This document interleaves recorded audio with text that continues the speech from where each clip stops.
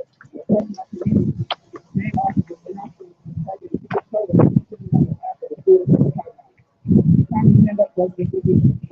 are fired up and refuse to take it anymore. It's time to organize. We ain't going nowhere. When youth of color are under attack, they're going to do stand up and fight back. Next up, we have Kenny. They are from NC from Iowa.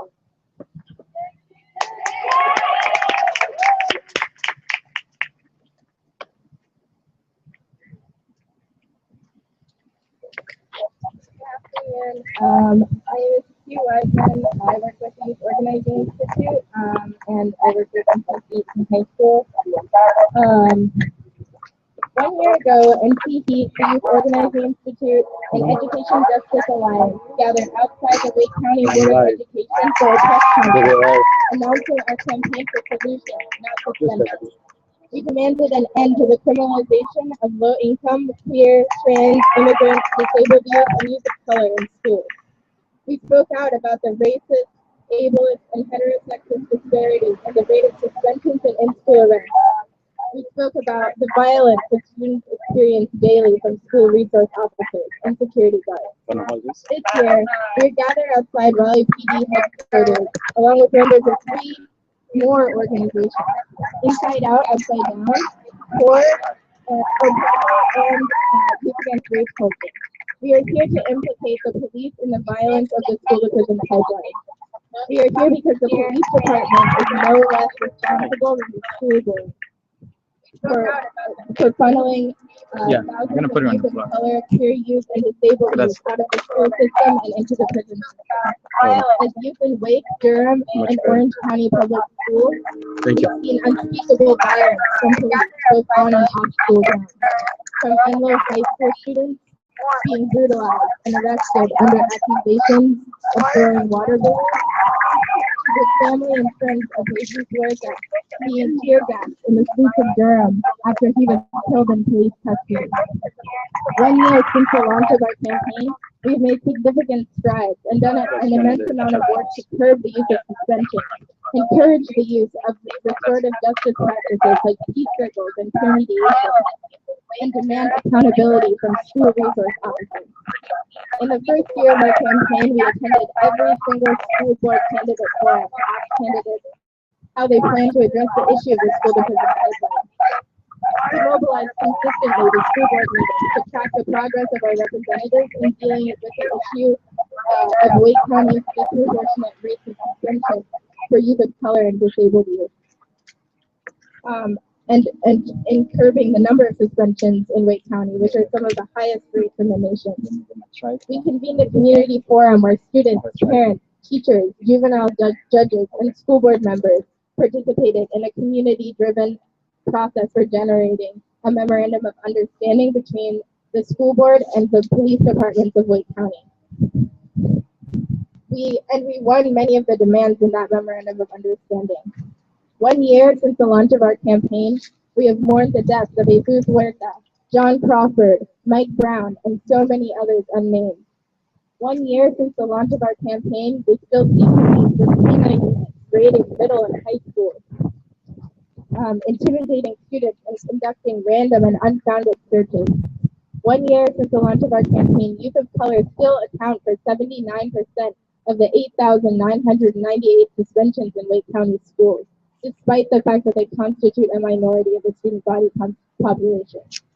1,457 elementary school students were suspended in the 2012-2013 school year. These are 5 to 11-year-olds losing invaluable instructional time, in some cases missing their only meals of the day for minor infractions. We are here 1 year later to expand the scope of our campaign. Youth are being criminalized and brutalized both on and off of campus, and we hold the school system and the police department responsible. We are here because we are not just our brother's keepers. We know from experience that the school to prison pipeline does not only affect Black male bodies. Queer, trans, gender nonconforming students of color are suspended, arrested, and incarcerated at higher rates than others. In the 2012-2013 school year, 2,256 girls of color received out-of-school suspensions in Wake County public schools, compared to only 350 36% of the 1,457 elementary school students suspended in that academic year were designated as special needs students. We are here for Black boys, but we are also here for girls, for queer and trans youth, for disabled youth, for immigrant youth, for low-income youth, and for all youth of color. We are here to announce our participation in Dignity in Schools National Week of Action.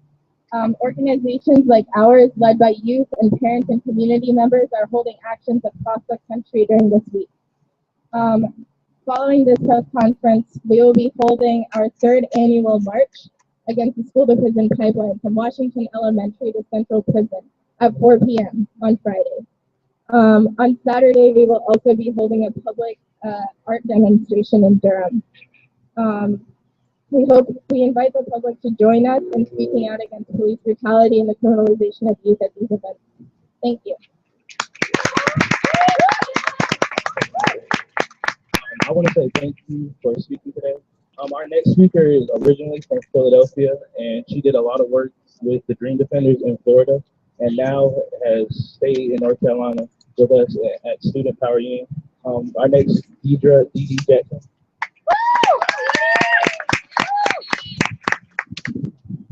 Good afternoon, everyone. So first, I need everyone here to repeat after me. Power. Power. Power. Power. Transformation. Transformation. And miracles. And miracles. We need it. We need it. We want it. We want it. We've got to have it. We've got to have it. Power. Power. Transformation. Transformation. And miracles. And miracles. We need it. We need it. We want it. We want it. We've got to have it. We've got to have it. My name is Deidre Jackson. Again, like I said before, informally, my name is Dee Dee. And I moved here to Durham from Miami. While I was in Miami, I worked with an organization called the Dream Defenders, which is a youth-led Black and Brown organization that works around mass incarceration, school to prison pipeline, and police brutality. And while I was in Miami, an incident happened where a young male was killed. 17-year-old Israel Hernandez was tased to death by the Miami Beach Police Department.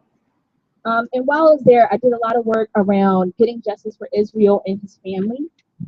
And then soon after, I moved to Durham and found out about the incident that happened with Jesus Huerta, who was also a 17-year-old who was handcuffed in the back of a Durham Police Department car and was ruled a suicide.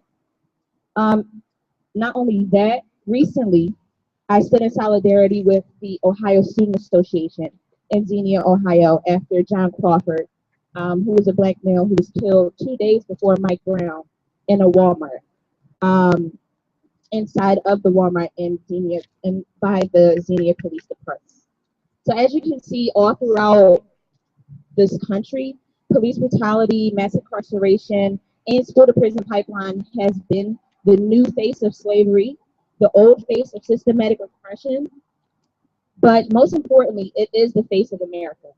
And it's up to us as young people of color, as LGBTQ young people of color, to show our face and to educate ourselves, because we can't depend on the schools, as you all know, and intensify our voice to demand power, to create transformation, and to create miracles.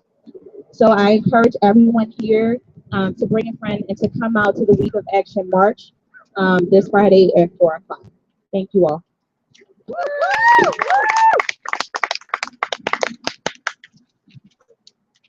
Next up, we have Fiona Allen from Inside Out.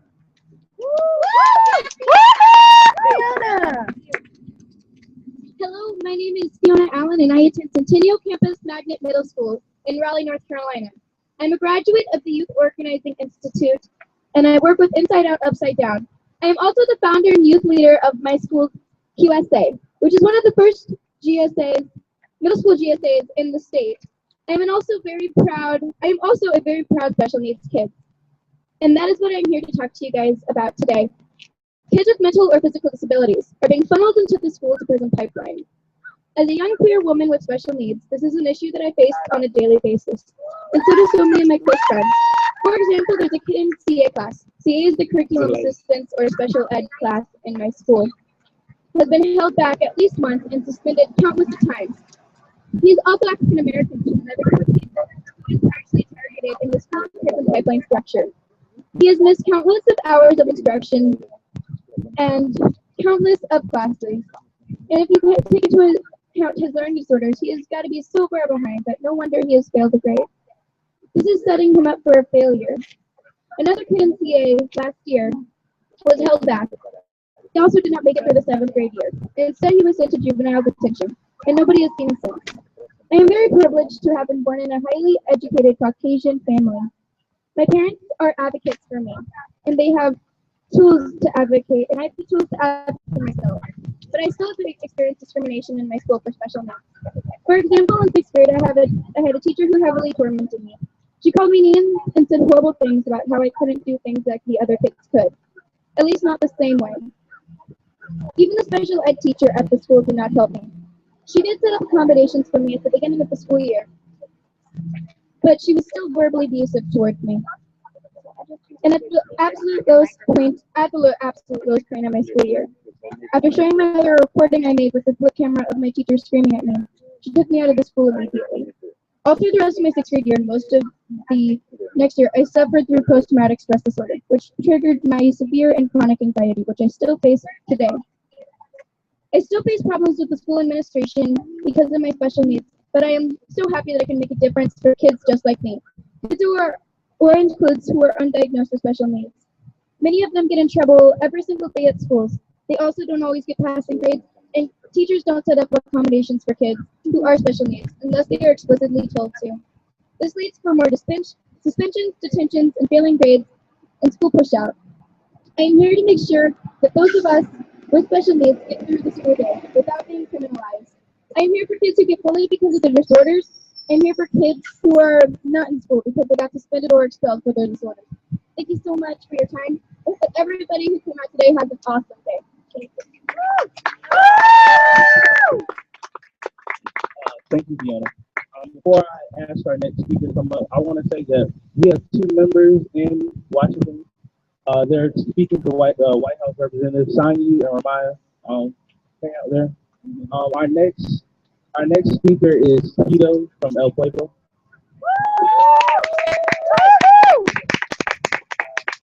Hello, everybody. Good afternoon. My name is Jorge Ramos, and I'm 17 years old, and I was born in Mexico, and I came to this country when I was 5 years old.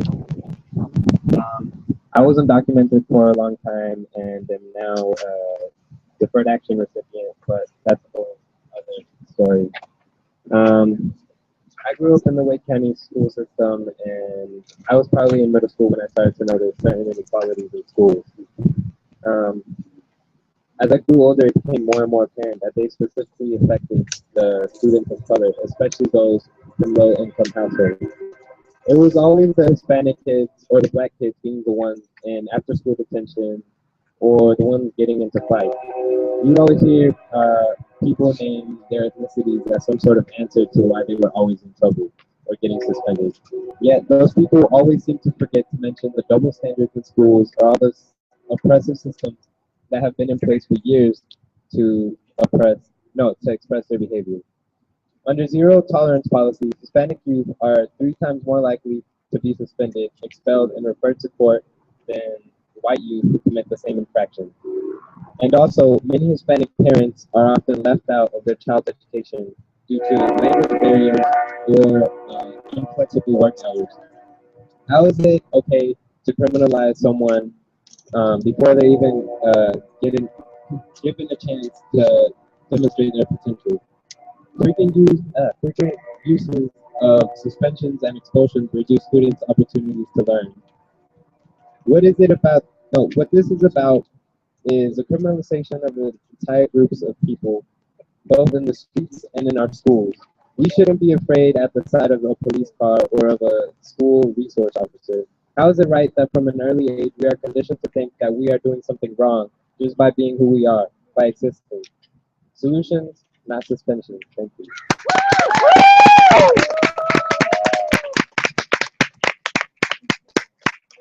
Next up, we have Miss Rukia Dillahunt from Education Justice Alliance.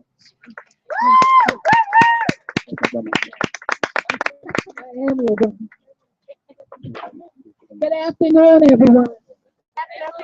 Let's try that again. Good afternoon, everyone. Thank you. I am so privileged to be among such highly correct and educational students here. I do not know and young adults. Thank you so much. Good afternoon. Education is a human right. Stop the criminalization of our youth. We do want our schools to be safe. The Education Justice Alliance has continued to struggle against the high suspension rate of students of color, the criminalization of our youth, and the high dropout rates of African American males and females, as well as Latino students. We also have major concerns about the low performance scores of our youth on the state high stake testing exams. We have raised major concerns about the few numbers of African American and Latino students in the high level courses in middle and high schools. African American parents frequently have to push hard for their child to be tested for academically gifted classes in elementary school. Black students are disproportionately pushed out of school as a result of out of school suspension. The reality is that suspension and expulsion cause significant damage to youth development. Suspensions are associated with negative educational outcomes, including grade retention, poor academic performance, dropping out, and not graduating from high school.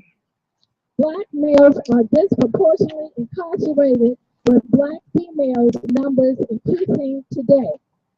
As we gather here in Raleigh, over 48 cities around the country are having similar events, raising some of the same demands. Stop the school to prison pipeline, stop school pushout, solutions not suspension.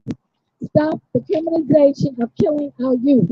This is a national problem, and we must continue to educate and encourage students and parents to continue the fight. This weekend, people around the country will be participating in October Ferguson, where Michael Brown was executed by a Ferguson policeman. People in Raleigh, Durham, and Rocky Mount will be traveling to Ferguson to participate in October Ferguson with thousands of people from around the country.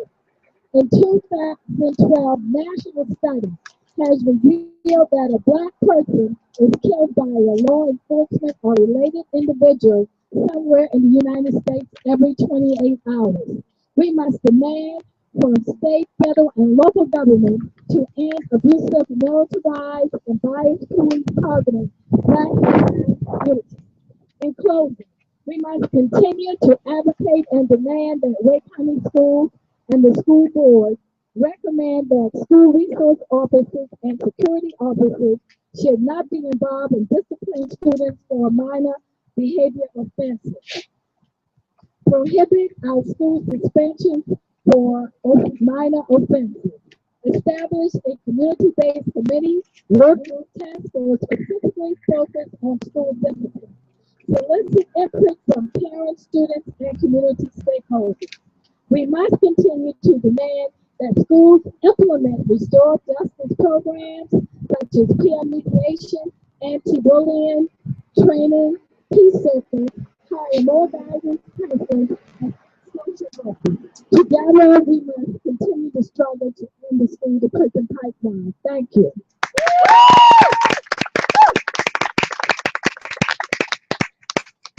Thank you. In closing, we want everybody to come out to the march on Washington to the Wake County Prison. But before we leave, we're going to close with a couple of chants led by Q. I said, my people, we tell a story. We tell the whole wide world this is student territory. I said my people. Yeah. I tell a story. Yeah. I tell the whole wide world this is student territory. Woo! Woo!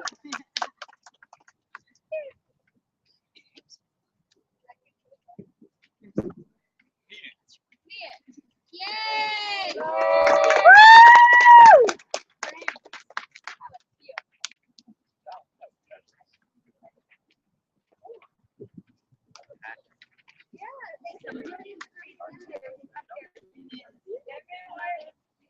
Everyone who got a shirt today should wear it to the march on Friday.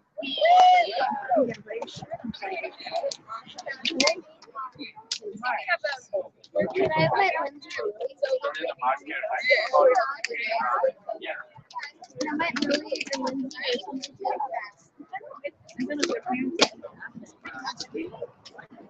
Oh my god.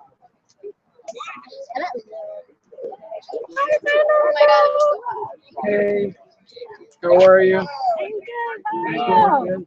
Test this Google thing.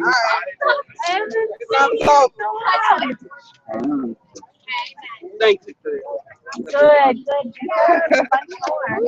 you.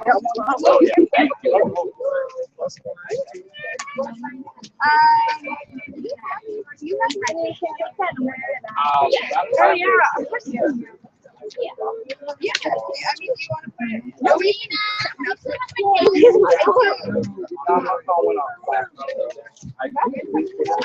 Hello. Hey, how are you?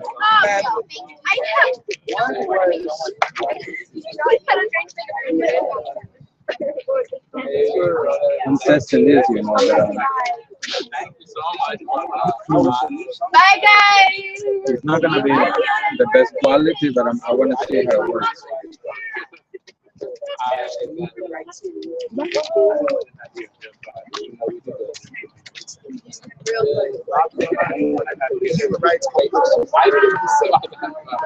Yeah.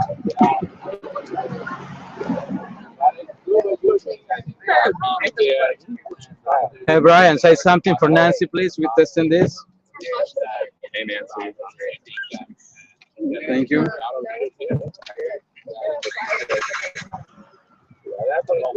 Is it the whole press conference you had? Yeah, no, this is Google Air. I found out that you could actually have a live stream. So I'm testing it because I'm gonna do something like that on Wednesday.